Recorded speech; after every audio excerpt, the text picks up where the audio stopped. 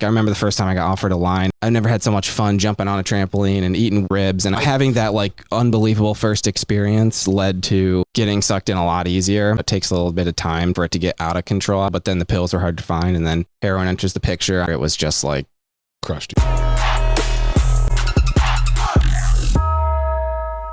Give us a Cliff Notes version of your pre-recovery, the chaos. I was raised in like the perfect, nothing's perfect, but perfect household, parents together, dad coached my sports, mom, teacher, got good grades, was doing really well in high school, made a couple bad decisions, and I have a genetic predisposition, and I think I learned a lot the hard way. But I had no good reason to really get into using drugs. I think it was just not being able to advocate for myself, not having the tools to make good decisions, feeling like I wanted to fit in.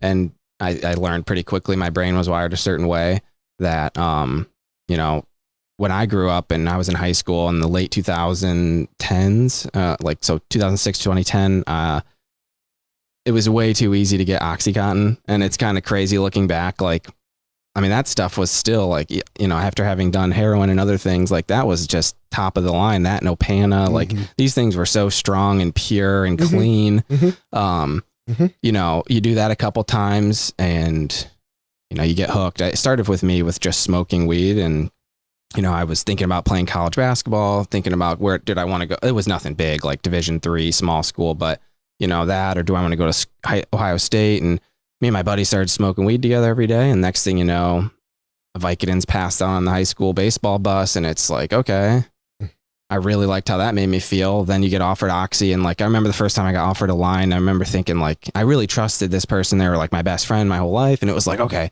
I'm not going to die, but I was still like, I'm going to die if I do this, if I snort this. And I did just a little tiny bit. And I never had so much fun jumping on a trampoline and eating ribs. And I think, having that like unbelievable first experience led to, of course, getting sucked in a lot easier.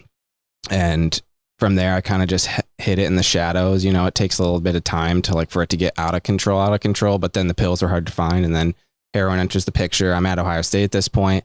I'm kind of getting by. But then when heroin entered the picture, it was just like, crushed you. I couldn't do school anymore, and my parents obviously knew something was up, and then that led to multiple attempts at treatment, and it's really just been a journey for real.